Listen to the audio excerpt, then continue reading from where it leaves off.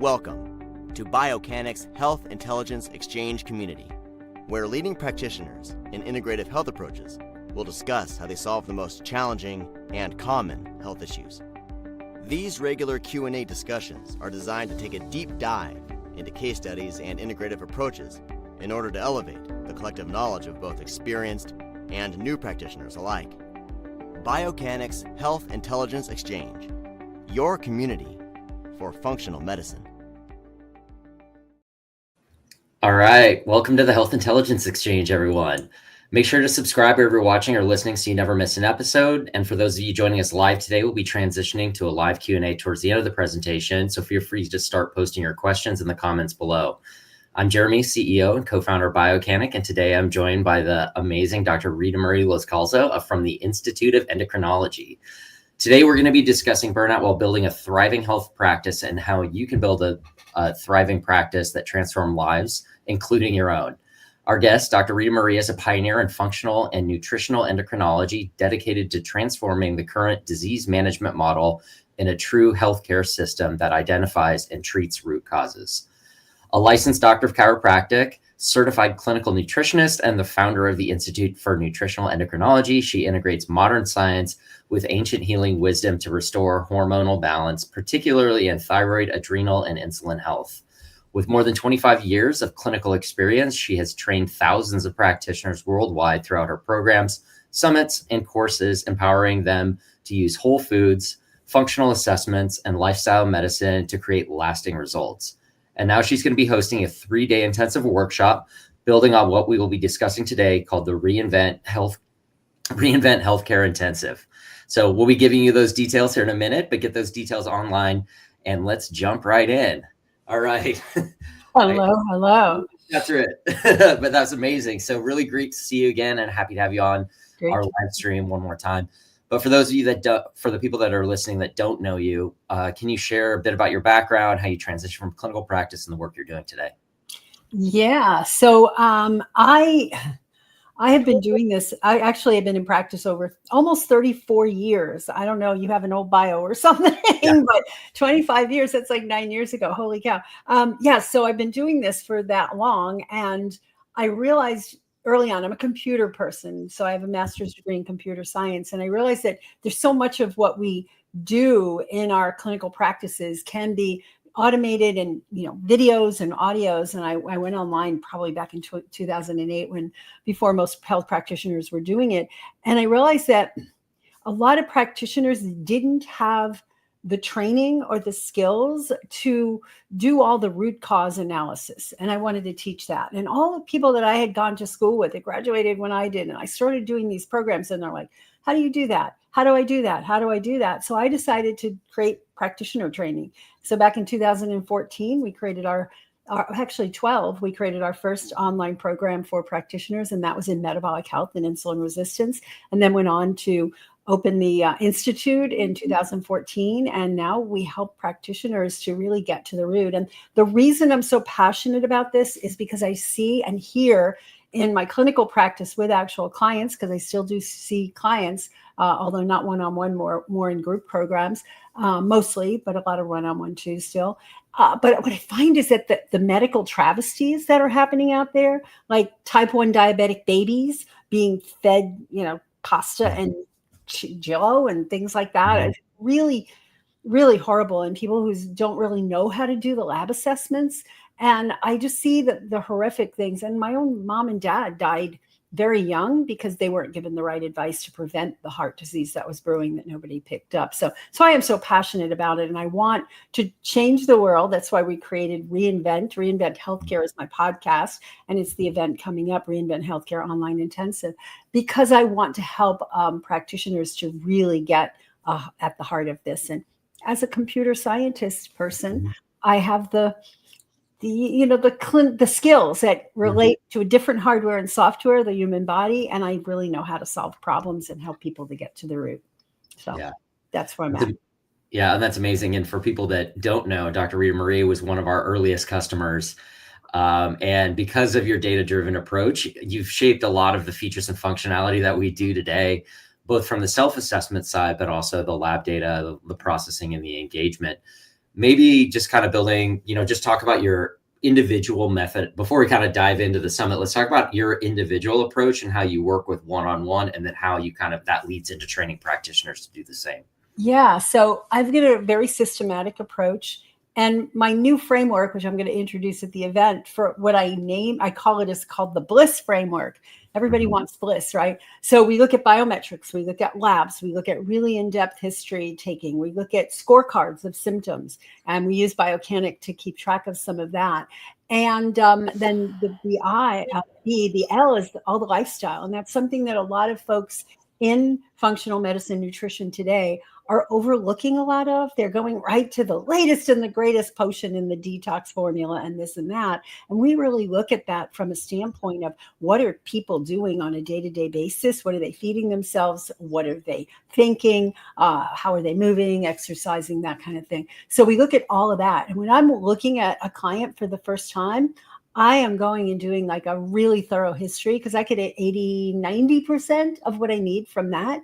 And I'm asking them lots of deep dive questions. And then we look at whatever labs they already have and decide what additional labs we may need, because a lot of the medical labs that they bring in are incomplete. They may have a TSH for thyroid instead of a full panel. They may have a fasting blood sugar for blood sugar and nothing else instead of a full panel. So I help to determine that. And we look at genetics as well. That's the S, the first S.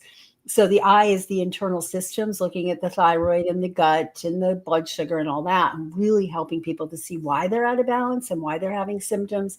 And then the S is SNPs. So SNPs are the genetics. And I look at that because it helps me to see some of the ways that we can customize what people are eating, how they're exercising, what their response to stress might be, how they might even respond to medications or herbs, and what nutrients that genetically they may have a tendency to be low in. So I look at all of that, but I'm really a big fan of the second S, which is self-empowerment, is teaching them tools and techniques and processes that they can do on a day-to-day basis to maintain their health and be self-empowered. Awesome.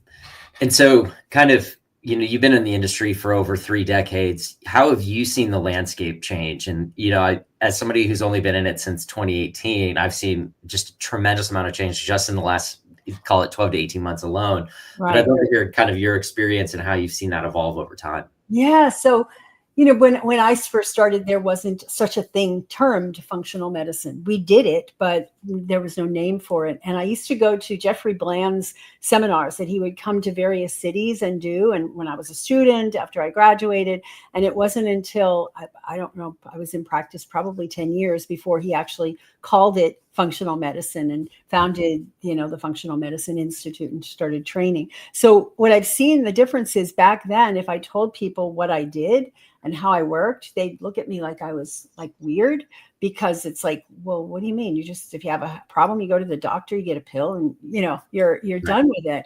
And now so many people are open to it, right? I hear it at cocktail. I don't go to cocktail parties. I don't even know what they are, but I hear it at parties. That's a good term that people use. But I hear it at parties and functions and picnics, and people actually are talking about functional medicine and nutrition. They're aware.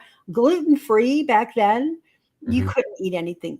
People are like, what do you mean gluten-free? What does that mean? And everybody talks gluten-free now, and getting on a low sugar diet and metabolic health. When I first started teaching metabolic health, people are looking like, well, I don't have a blood sugar problem. My mom has diabetes, but I don't have a blood sugar problem. And now there's such an awareness of it. And there's summits, and there's podcasts, and there's things like this live, where the education is there for the end users, but also for the practitioners.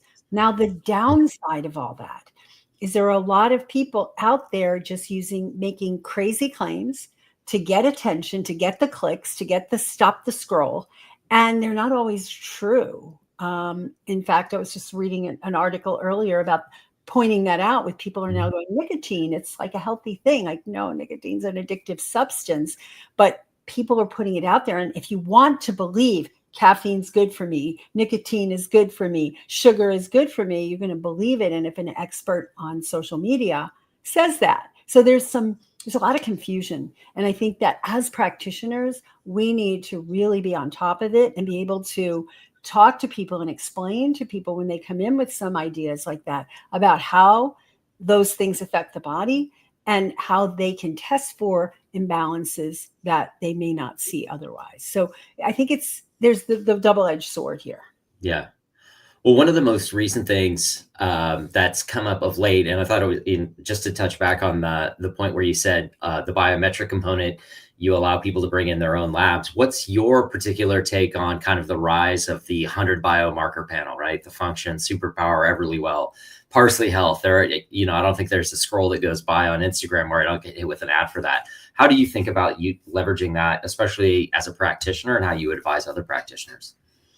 Well, I mean, the function health concept and all those complete. In fact, it's not even as complete as the panels that we've been recommending. So I've been doing that forever and teaching that to my clients, my patients, and my practitioners in our programs about that. So I think that getting those full biomarker panels, although one of them I said, oh, I'm going to do this. It wasn't expensive. I'm going to pay for it. And it didn't even have fasting insulin in it. And I'm like, excuse me, like this isn't complete. Right. So I believe that people should be getting complete sets of biomarkers and that the standard medical is off. And it's really coming to the attention and coming to the forefront now, which is nice. But we also have to be discriminating. We have to know what it is those markers do, how they do it, and which ones are important for each individual person. And the thing that I'm a big fan of is there's no one size fits all. We need to customize our plans based on this particular person, where they're at, what are their habits, what are their ethnic and nationality type things that are causing them to go for certain foods. Like, how do we work with individuals and not just say, I have a protocol for hot flashes, I have a protocol for SIBO, I have a protocol for whatever. I don't have a protocol for a condition. I have guidelines and frameworks for each condition, but then I adapt those and personalize them to each person. And I think that's really important, and it's really missed.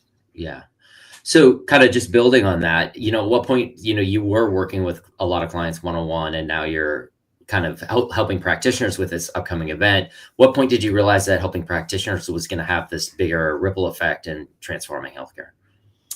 Probably 11 years ago when I started the Institute, right? That was 2014. And I already had been aware of that. And I said, there's this many people I can meet. And when I was in one-on-one practice in an office, right, there's one person, right? That's all I could meet. And then I started to do classes and meeting more people, but I could only really affect the people in my area.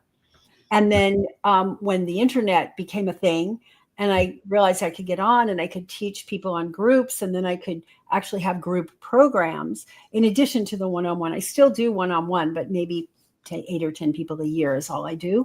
The rest of them I do in groups, because I realized that even if I could reach this many people at a time, that's me reaching that many people. Well, what if I train practitioners? So if I train a practitioner and say they reach 50 people in a year, that's low, but 50 people in a year, and I train 1,000 practitioners, I've just reached 50,000 people instead of one. So it's a ripple effect, absolutely. And it just is, it's super important, I think, because we only can reach one person, and it's not leveraged, it's not scalable, and there's billions of people in the world that need this service that we're offering. When you start working with practitioners, what are some of the most common struggles you see when facing, and especially when thinking about trying to build a sustainable and impactful practice? There's a couple of them. One, it depends on where they're coming from, but a big piece is lack of confidence. They have lack of confidence in their skill set and their ability to help this myriad of people who don't just have simple problems. They have complicated problems. There's autoimmunity, there's post-COVID, there's long-term viral infections, and not knowing where to start. So what I do is I help them to start with, we need a complete history. We need to know, what are they eating, drinking, thinking, etc. What medications have they been on? What have they tried before? And what are their genetic tendencies? Whether we do that with a very comprehensive family history or whether we do that with genetic testing, either way, we have to look at those patterns. The genetic testing helps us to see what the person's susceptibilities are, and then we can adapt their lifestyle, their epigenetic expression Yeah. by changing what we tell them to do or give them to take. You often talk about the role of energy sustainability. What energy management, such as a critical but often overlooked skill for practitioners? Energy management for the practitioners themselves, you mean? Like, yeah, burnout is real. Burnout's real because we're out there trying to help people and trying to learn everything we need to learn to do it. And then trying to do the practice management, right? The marketing and the sales and all this stuff. And it gets to the point where if you're a really caring and loving practitioner who wants to help people, you get to the point of burnout. It's easy to get to the point of burnout. So energy management is, we talk about self-care for the practitioner. So we have this triad of health, of practitioner success. We call it the triple impact formula, but we need to have good clinical skills. That's the science of it. We need to have good strategies to ethically and lovingly attract people in, not the sleazy breezy, marketing things that are false promises, etc. But then also the self-care, and all of them are important. And if you don't do the self-care, you're going to fall apart. So taking meditation breaks, eating a good diet, checking your own blood glucose, using glucose meters on yourself. And that way you learn how to use them with your patients, with your clients, because it's so important. And then learning how to take care of you. So we give everybody that comes through our program gets to go through, for 2 years, they get to go through my Unstoppable Health Circle, where our clients go through, so that they're taking care of themselves and they get to come to calls and ask questions about themselves. So it's really important. Those are energy. We need to refresh our energy. And there's so many reasons for low energy, and it's not just a lack of caffeine. Yeah. I'd love for you to kind of talk through like a successful case study of, a practitioner that's come through your program and how that's kind of transformed them. If you can. Yeah, that's a great one. I'm not going to name names because I don't. Yeah, no, for sure. I don't want to embarrass anybody or put anybody on the spot. But we had this one woman recently, just over the last few years, come through our program, and she had been through some kind of master's degree in food science, and she had been studying Tai Chi and all kinds of things like that. And she really wanted to help people. She'd been on her own journey, autoimmune, and recovering from that. And she joined our program, and she shone like a shining star, so much so that our lead coaches were like, we need to get her in as a coach for us because she's so good. And so we did. And now she teaches food classes for us. She coaches our clients. She does special programs within our big programs, our high-end programs. I give everybody 3 menu makeover kind of sessions. And she's just like thriving doing this. And her practice is booming. Wow. So, kind of coming back to the title of today's live stream, Reinventing Healthcare, Building a Thriving Practice That Transforms Lives. What does reinventing healthcare mean to you personally, and how does this kind of translate into the event you have coming up? Yeah, so reinventing healthcare, like the system right now is broken. We all know that it's broken. We know that there's no health and there's no care in our system. It's medical symptom management, right? Disease management. And I think that the new system, the reinvented system, is where all the practitioners that are out there know how to spot nutritional imbalances, know how to spot when somebody's toxic, know how to spot microbiome imbalances, know how to spot stress overload and adrenal dysfunction. They know how to do that. And they're offering that kind of service. And that drugs are a last ditch approach for people who need it, right? And for emergency situations, certainly. And for people who have tried other things and we can't figure out what's going on, but that we've done this. We're not just sending people off and saying, it's just because you're getting old, just live with it. You have an autoimmune disease. It's not reversible. I tell you what, we've helped people with reversing their autoimmune diseases over and over and over again with the right framework, the right strategies, and they have to be willing to do the work. That's the thing. But I think that's the system of the future. And when you go to a restaurant and you're like looking at the menu going, oh, there's nothing good to eat on here. No, the people who want junk food are going to be looking and going, oh, there's nothing good to eat here, because it's all healthy and bountiful. And it's stuff that gives us health versus takes away our health. Sorry. So let's talk about the event, Reinvent Healthcare Online Intensive. What motivated you to launch this event? What makes it different from other practitioner-led trainings out there? Yeah, so the event is focused on probably 60 to 75% is the clinical skills that you need and a step-by-step approach. And we go through the BLISS formula. We teach about labs. We're going to teach you the nutrigenomics. We're going to teach you how to know what labs to do based on genes. If you run genes, if you don't, you don't, or what labs to order and evaluate based on people's symptoms and presentation and things they've done in the past. We're going to go through the different body systems, and we're going to give you really practical strategies. And also you're going to get some nice takeaways that are like done for you kinds of assessments and sheets that you can use to interpret the genes, and just various and sundry, checklists and things like that you can use right away, that you don't have to spend a lot of time recreating. And we're also going to include marketing and sales, ethical marketing and sales, education-based marketing, and heart-based selling techniques. And we're going to include self-care. Awesome. So one of the things I'd love to dig in, because this is one of the things that, I've known about you for a long time, but I'd love for you to talk about your nutrigenomic approach. It's probably one of the most comprehensive ones that I've seen. We've worked with a lot of different people and organizations, but maybe walk through kind of your approach and how you think through that from a practical application perspective. Yeah. So one of the things I am, kind of opposed to these days, there's a lot of genetics out there, a lot of genetics testing, but the ones that say, run your genes and I'll give you a customized supplement protocol. That's not possible with just the genes.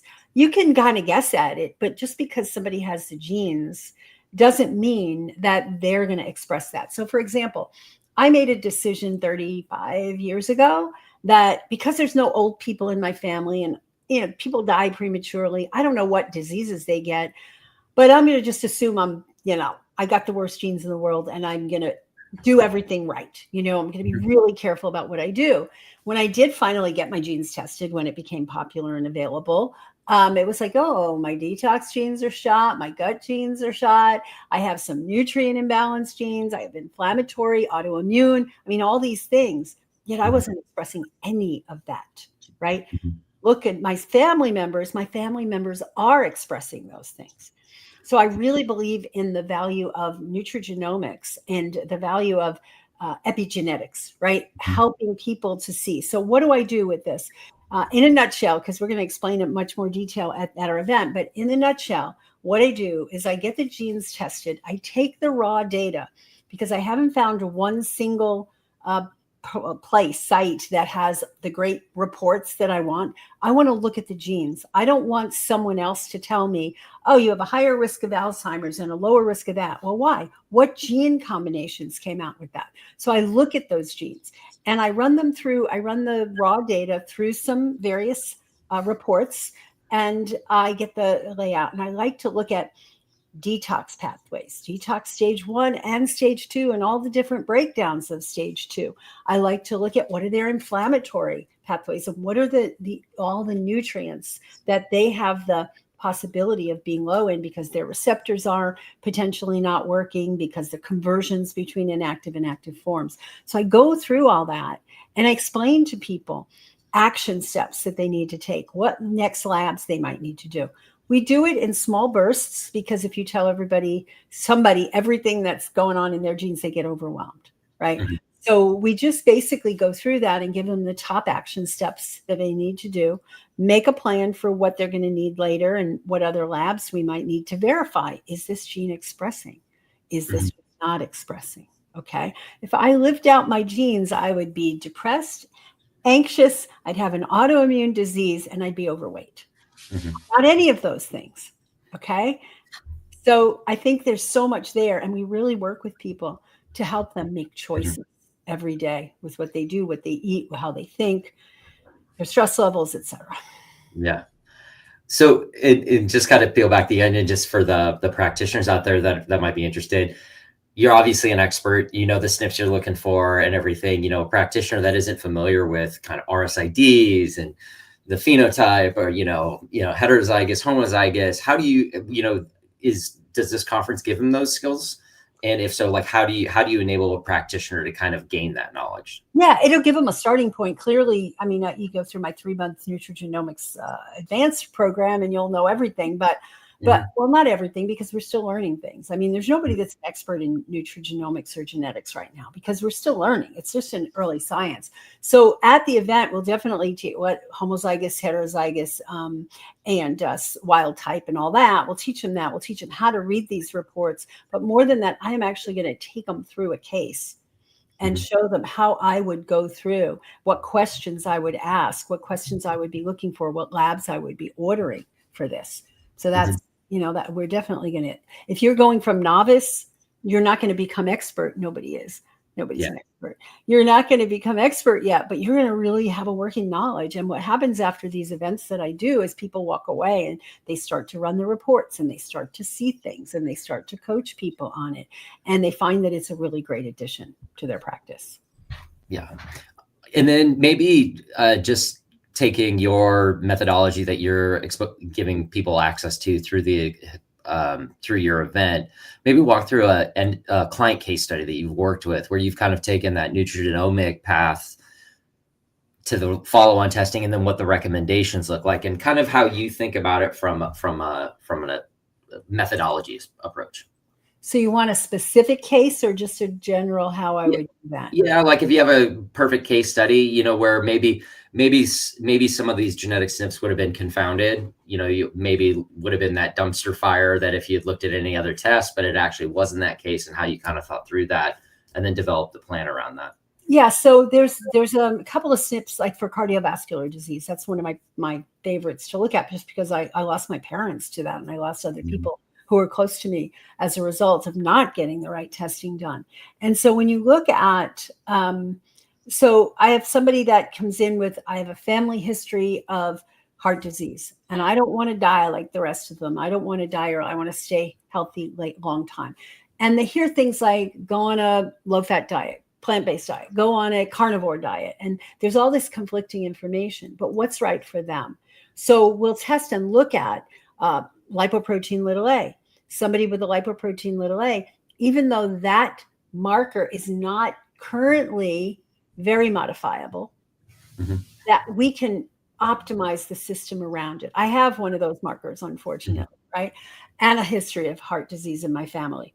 We look at the ApoE. Is there a 4, ApoE3, 4, or 4, 4? And then we can advise somebody how much saturated fat you should or shouldn't take in. There were people, actually one person came in with an elevated LPA, and I looked at his genes, and he didn't have the genetic SNP. That was a rare case. I wouldn't have expected somebody with no genetics towards it to have an elevated LPA. And I think that's the only one I've ever seen, right? And then there's people who say, oh, I just can't eat fat. I get really sick. I don't feel well. My cholesterol goes up. And then we do find that they have an ApoE4. Right. And that's where it would have been if I looked at somebody and I saw you have an ApoE4, and then I look at their cardiovascular markers, and the other is that it predisposes to is Alzheimer's, but there's no Alzheimer's markers or blood tests. Right. We just go by how they look and feel. But I would look at that and say, oh, you do have an ApoE4, 1 or 2 4s. 4-4 is a more common, but 4-3 less common. But 4-4 is a little bit more. 4-3 is a little bit more common. But the 3 protects from the 4, so that person can get away with a little bit more. But it's helped me to look at their diet and say, well, okay, you need to eat less of these saturated fats. You need to eat more of omega-3 rich foods. Omega-3 6 balance is important. And if somebody comes in and they have a 2-3 or a 3-3, and they're eating like the super low fat diet that some people are going on, like, no fat, they're not even allowed to eat avocado or olives, then I look in that could be detrimental, because with the other markers, you actually need more of the fats on the omega-3 and 6 side. So those are the kinds of things. I can't think of one particular case that had all those things, but I've just given you like 4 different cases that I've seen over the time and how we've modified. Yeah. No, that's great. That was a great example. I'm just want to get people to get an understanding of kind of the methodology that they'll be learning. You did touch on the triple impact formula, but I'd love for you to just kind of walk us through that in detail and how it applies to building that next generation practice. Absolutely. So we can't get away without the clinical skills. If you just know you're a great marketer, there's just so far you could go, because you're going to hit the limit of the people that you can help. And there's going to be a lot of people who can't be helped. So we need the clinical skills. That's the basis for every good practitioner. But you can have the best clinical skills in the world, right? And you've gone through our 2-year certification and you've done advanced training in nutrigenomics, but you don't know how to do the marketing or the strategy for your business. You're going to be sitting there twiddling your thumbs waiting for the phone to ring, right? Mm-hmm. So you have to have some strategy around it. You have to know how to set that up. And that's where I find that practitioners, they don't like it. They don't want to do it. They just want to do their clinical thing. But we need to have that. And we're going to teach you some really, I would say, things that are heart-centered kinds of approaches, so that you can get out there and really help those people that you have the skills to help. But so many of them are burned out. So many people I see, a lot of people that come to our programs come from their medical doctors, their nurse practitioners. They've been in the system for a long time and they're burned out. We have an OBGYN who's like, I am tired of delivering babies and having to be on call my whole life, right? I want to teach people how to have healthy pregnancies. And I see that people are not having healthy pregnancies. And then we're having, just lots of problems during delivery. So she's just graduating now, and she's taking this into her practice so that she can help people to have safe and effective pregnancies. But she was burned out, right? And she's trying to ease out of that. And so many people I see are in that burnout stage, and they keep going and going. So we have to practice what we preach, and we have to take care of ourselves. And so when we do the triple impact formula, we have the science, which is the clinical skills, the strategy, which is all the marketing and business skills, and then the self-care, which is just taking care of us so we can be an example. I can't tell you how many people, when I ask them, what is it, wave my magic wand, and what is it that you want for your health? And they go, I want to be like you. I want to have energy like you. I want to have the stamina and the brain clarity that you have, right? And that's the great thing, when we can be an example for our patients and our clients. That's a great lead into my next question. What's your self-care routine? Oh, my self-care routine. I try not to have any appointments before 10 o'clock in the morning or even 11 o'clock in the morning. And I get up, and in the morning I am doing, I have this routine of red light therapy, and I have sinus red light therapy and mouth red light therapy and facial. And I do that in the morning, and then I meditate. And then when I get up, I go out and I run, or I do my weightlifting first and then my run, or vice versa, whichever. Depends on how cold and how sunny it is outside, which way I want to get out. And I eat really clean. I usually do intermittent fasting and don't eat until noon or 1 o'clock. And my first meal is usually something green. It's either, big 32-ounce green smoothie that's just lots of greens and turmeric and ginger and herbs and lemon and some avocado or something fatty to give it some bulk and volume.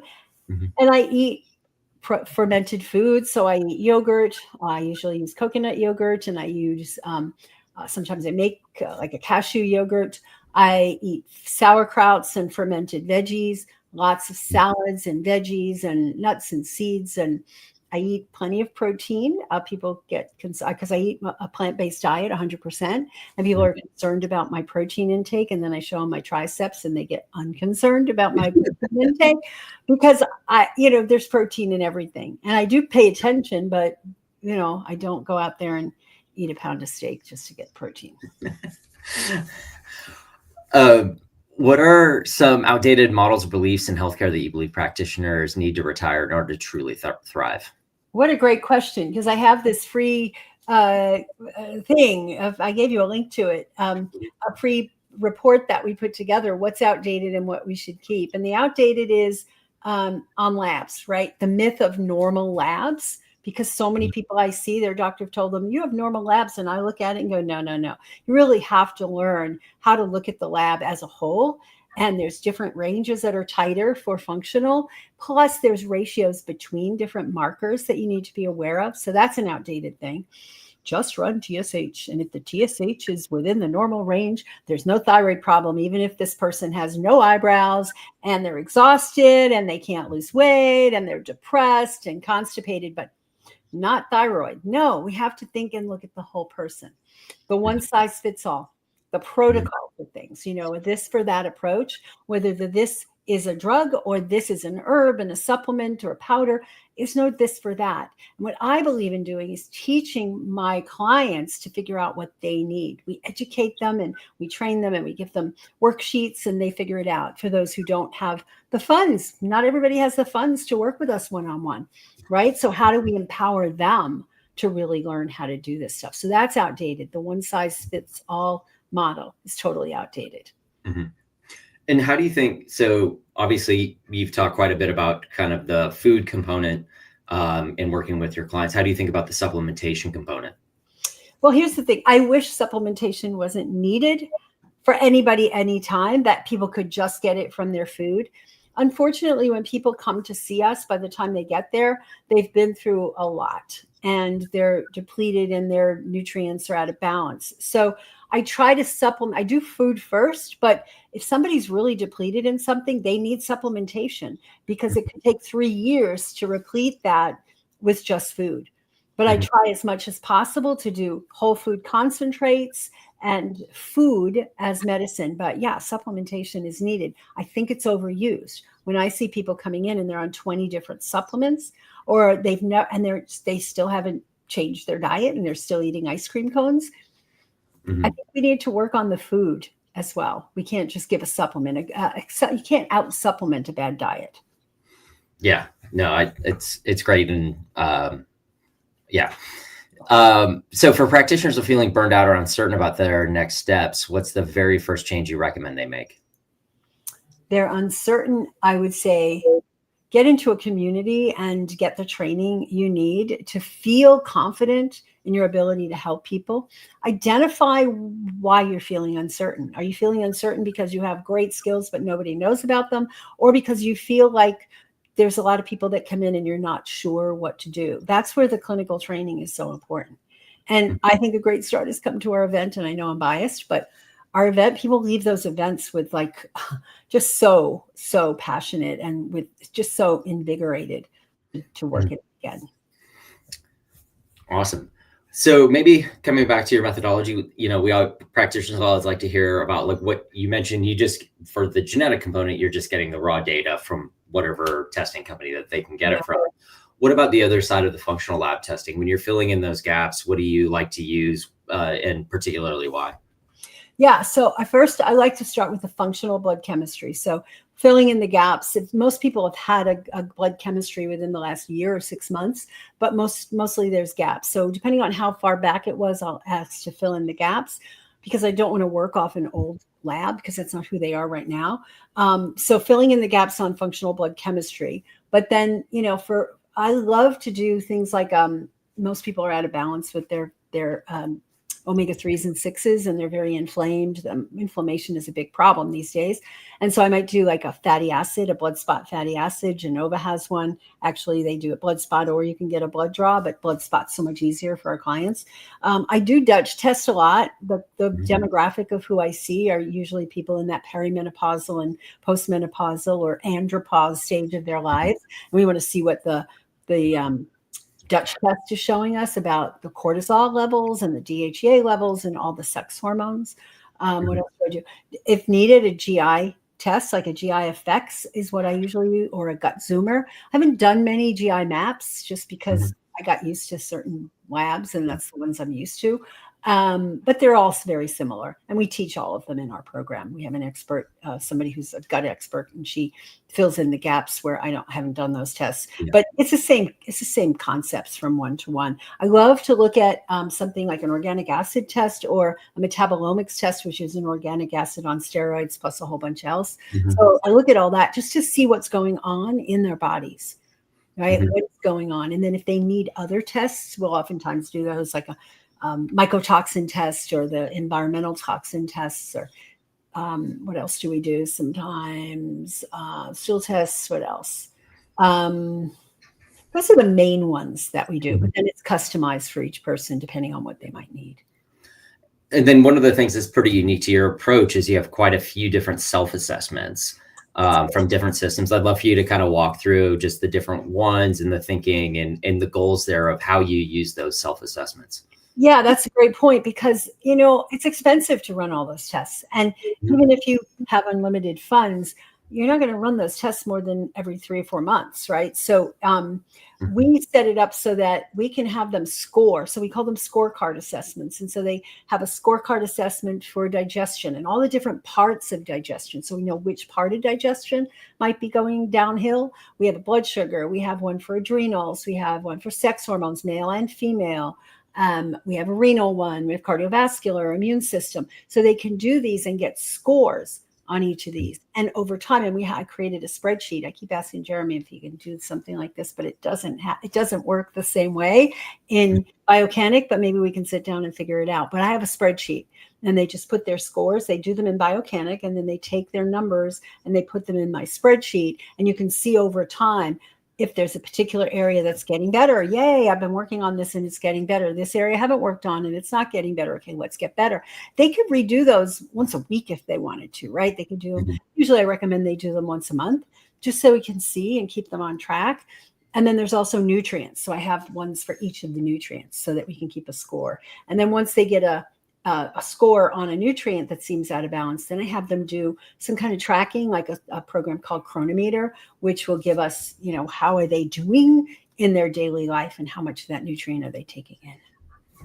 Yeah, it's amazing. And I know it's a lot of really unique assessments. Maybe just walk through just like some of the questions and how you're scoring one of the different systems. So like for your digestion assessment, what do those questions and scores look like? Yes, so we may have a question for digestion. Say we have the digestion broken down into upper GI, the small intestine, pancreas area. So we're asking about enzymes. We have lower GI. We have liver, gallbladder. So say, for example, upper GI, I may ask a question like, do you have burning after you eat? And how long after you eat before you get the burning? And then we have questions like, do you get worse if you take antacids? Do you take antacids? How do you have a history of taking antacids?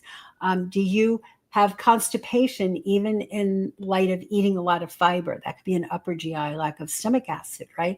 So we ask questions about protein metabolism there. Do you have trouble gaining muscle even though you're working out? That might be a problem in the upper GI where you're not producing enough stomach acid. B12 issues can be an upper GI problem. So we'll ask some things about numbness and tingling, right? And other B12 related things because the stomach produces intrinsic factor. And if we don't make enough intrinsic factor to latch onto the B12 won't get absorbed. So things like that. Okay. And then kind of shifting gears back to your upcoming Reinvent Healthcare Intensive, maybe just walk through kind of what the agenda looks like and what people can walk away with and what the goals are and what they can walk away with. Yeah. So we have a regular ticket and a VIP ticket. With the VIP ticket, there's 5 pre-event intensives before, like starting the week before the event and during the week of the event, where we're going to go through, I'm doing one on how do you look at the genetics and what lab tests to do. So I'm going to take people through an example and show them how to do that. One of our top coaches in our program is really good at labs. So she's going to talk about how do you know, and she's going to take people through a case study of what labs are done and how she determined what labs to do and then how to analyze some of those labs. We have another one on the microbiome balancing and what are some of the genetics associated with the microbiome. We have another one on autoimmunity and the foods and the nutrients related to autoimmunity. And then we have another one on brain health and creating resilience in the brain. I'm teaching one of those, and 4 of my graduates who are now coaches in our programs are doing the other 4. And then that's the pre-event. Mm-hmm. And then during event, we start at noon Central Time. I talk Central Time, so don't ask me to do time zone conversion, whatever that might be, wherever you are. But Central is where I am, and that's how I don't get confused. And I show up on time. But noon Central Time, and it goes till like 5 or 6. In the evening, we're having another VIP session with a very well-known marketing person that is going to teach us about education-based marketing and how you can actually not feel sleazy about marketing because you're educating people along the way, and how you get people like have that desire to work with you and get the solution that you offer. And then on Saturday or on Friday, the agenda is going to be, we're going to start, with nutritional endocrinology and the principles behind it. And we're going to go through, start the Bliss formula. We're going to go through the biometrics. So it's going to be all about labs and the other things that fall into that. The next day, we're going to go into the lifestyle things and the internal systems. And we have a bunch of different short, like TED Talk type style presentations. And we're going to go into even more detail on the labs, and we'll go through the genetics and the body systems and all that. And in the evening, I'm going to do a practice reinvention thing. And we have a map that we're creating that we're going to fill out throughout the weekend to figure out where your holes are. Like, where do you need to do? What do you need to do next to improve your practice? Whether it be get some skills, more deep skills in nutrigenomics or lab testing or food as medicine. And then on Sunday, we're going to focus. We have a couple more presentations on marketing, and then we have a self-care, and then we have the self-empowerment piece. And we're going to, flow and go, and it's going to be fun, and it's going to be powerful learning, and you're going to walk away with a lot of done for you kind of tools that you can take away and use when you get back out on Monday. Awesome. Sounds like an amazing event. Sounds super exciting. The VIP events sound great as well too. But let's transition to our audience Q&A. So thank you for everyone that's been posting questions in the comments. We'll get to as many as we can. If you're watching this as a replay, feel free to post your questions in the comments. And don't forget to subscribe so you never miss an episode. So first question, how do you combat the one-size-fits-all social media bite-size infotainment with clients to change their minds when it comes to working with a practitioner who is tailoring our program for them specifically? True. How do you, so those people know they know what they're doing in terms of marketing. They don't necessarily know what they're doing in terms of that. So you really have to educate them. It's a big deal. I mean, you're getting out there. I just recently did a few reels on that whole addressing that, right? There is no one size fits all. You got to do the work and really like pointing out the fallacy in some of that. And you need to do that. You need to educate people. And I would say, get out there, get on social media if that's where you're comfortable, write blogs, do local presentations, but to educate these people about how important it is to understand how their body works, and that this approach may not be okay. You may have different genetics. You may have different things that have gone wrong in your body than this other person. And of course, you can't do a specific food or nutrients. So it means so much there. Everybody needs to go low oxalate, and everybody needs to get off of lectins, and everybody needs to know everybody needs to get off ultra processed foods.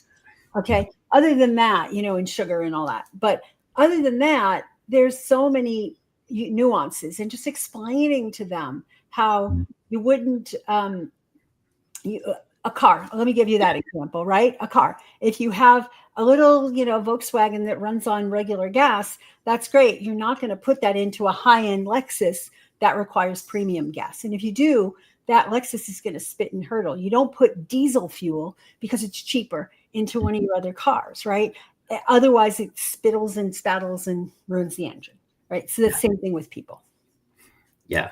And it's funny that you mentioned the confusion on social media. So I take creatine and I put it in my coffee, and apparently Dave Asprey and Paul Saladino are arguing with each other about whether that's good or bad and the effect it has. So, and I'm in the industry, and they can't even agree. And if you find that it works for you, great. If you find that you get an upset stomach and you don't feel good when you do that, then don't do it. They're arguing their belief as truth, as if it's truth, right? As if it's fact.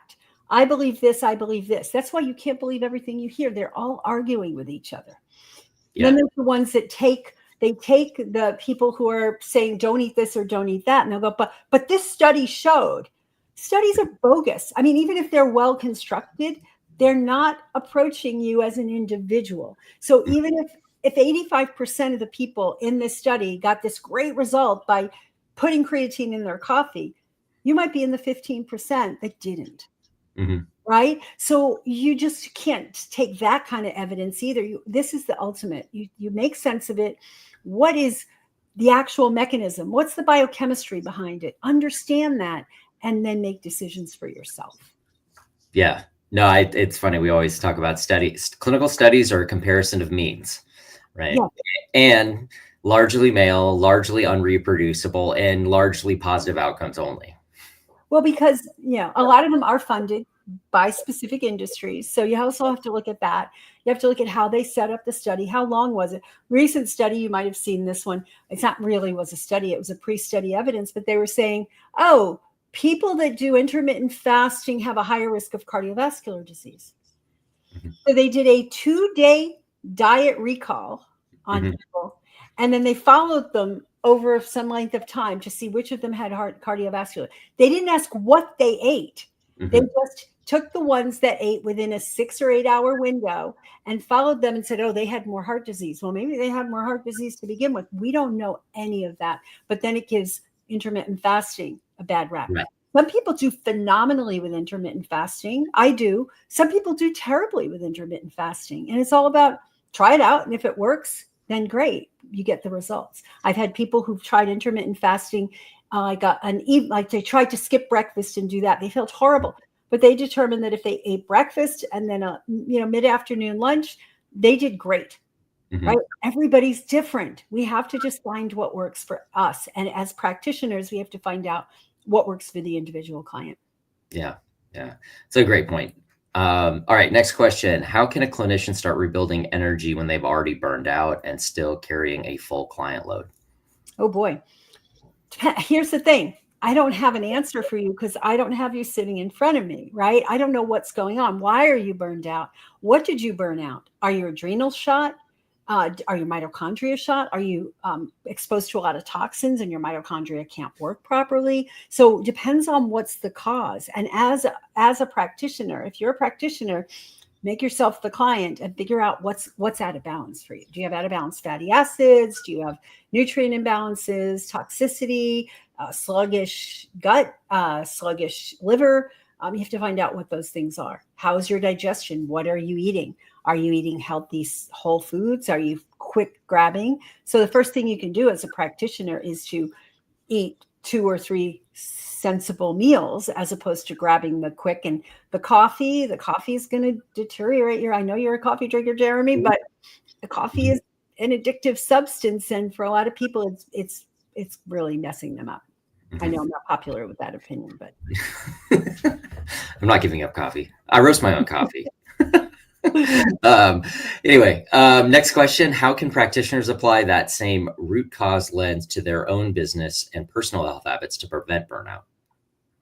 How do you apply that person? Well, again, like I just said in answer to the other question, you have to determine what's going on, right? You can look at your business through the same lens you look at the body, right? And what do I need to have a healthy business? We have this practice audit that everybody that's coming to the event gets to fill out beforehand and sectioned out, and looks at your clinical skills in several different areas. It looks at your marketing skills. It looks at your community, and it looks at your self-care skills to see where some of the problems are, and then how do you go about and fix them.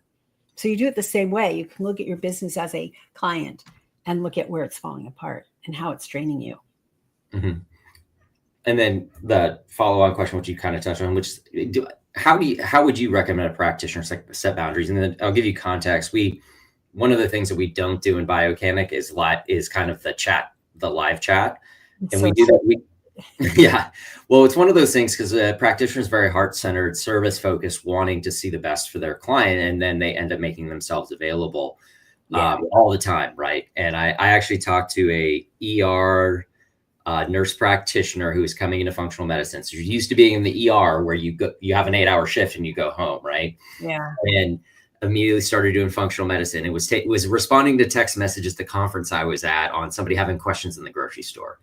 How do you think about kind of those? That's a great question. Okay. Packages. You build into your packages what they are eligible to get. And if you are going to make yourself available 24/7, that's your high-end package for $25,000 or $30,000, right? And so not a lot of people are going to buy that. But even if you don't offer that program, but you build it in and you say, oh, you have a choice of this, or this level, and you make sure that this level includes, you can text me from the grocery store. This level includes, you can text me once a week. This level includes, you just get to ask me questions when you come into your appointments, and you get this many appointments, whatever.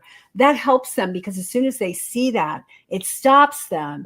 Oops, I didn't pay for that high-end program. I don't get to text. And I used to be like that. I'd have people, I'd spend all this time with them, and they'd be, what type of vitamin C did you say? And it's like 10 o'clock at night, 11 o'clock at night. Once I started putting that into the contracts, right? Once I started putting that into the offers, then people stopped going over the boundaries, right? And then you can also have office hours. You can have once a week, twice a week. You can have it every day, that from 10 to 11 or 4 to 5, you're going to be available to answer people's questions if they're in your program. Not anybody that just paid you $100 to have a consultation. You know what I mean? They have to be paying you to be in the program, but that's certain levels. And we have different levels of access that they get. Some to me, and some they don't get me except for once a month on a group call. And they get my coaches, once or twice a week on Coach on Call. Yeah. It's such great advice. And, it's really important, heart-centered practitioners definitely want to be there, but it's really important that they also balance their own burnout and their own availability to serve everybody else. So I love your triad approach. It really makes a ton of sense. Yeah. It's great. And having boundaries, just really respecting those boundaries. They'll respect the boundaries if you have them. And I found that when I started doing that, and I started having these high-end programs where they had unlimited access to me, they would still, those were the kind of people, they knew they paid a lot of money to be in the program, but they're like, I'm sorry to bother you on the weekend, but I have this urgent thing going on, and they apologize. They were really nice. Whereas the people who just paid $20 to be in a membership thing, they'd expect to get the King service, and they're not going to. They can't. You can't be the best you can be for the widest range of people if you're burning yourself out. Yeah. Amazing advice. Well, listen, this has been a great discussion. Really grateful for the partnership and the work that you do, Dr. Ritamarie. So where can people find out more about the Institute for Nutritional Endocrinology, and more importantly, about your upcoming 3-day intensive Reinvent Healthcare and what to do with the team? Absolutely. So our site is inemethod.com, and that tells you all about our programs in the Institute and what we have. It's going to be updated soon because we have some new offerings going out there. And then for the event, I gave you a link because we're running a special right now that if you sign up for a regular ticket, you get a free upgrade to a VIP ticket. And the VIP ticket includes those things I talked about, but also it includes a bonus ticket that you can gift a friend, a colleague, a kid, whoever you want to come. We had one lady brought her kid to one of these events, and her kid ended up going to medical school and is going to be pursuing functional medicine. I thought that was so cool. But you get that, and you also get the recording. So if you can't make it for the whole thing and you're going to miss pieces, that piece gives you the recordings and a whole bunch of other goodies. So I have a link. You can find out exactly about them with the main link that I gave you earlier, but I gave you a link today that has that special that's going on for the next 3 days. And if you scan the QR code that's in the upper left-hand corner, that is the link to be able to get access with all of those great bonuses. Oh, cool. Great. Yeah, that's been here for a little bit. So. Good. And then we'll also post that in the comments for those that are watching this later. But if you have any questions, and then they can reach out to you at inemethod.com. Yep, inemethod.com.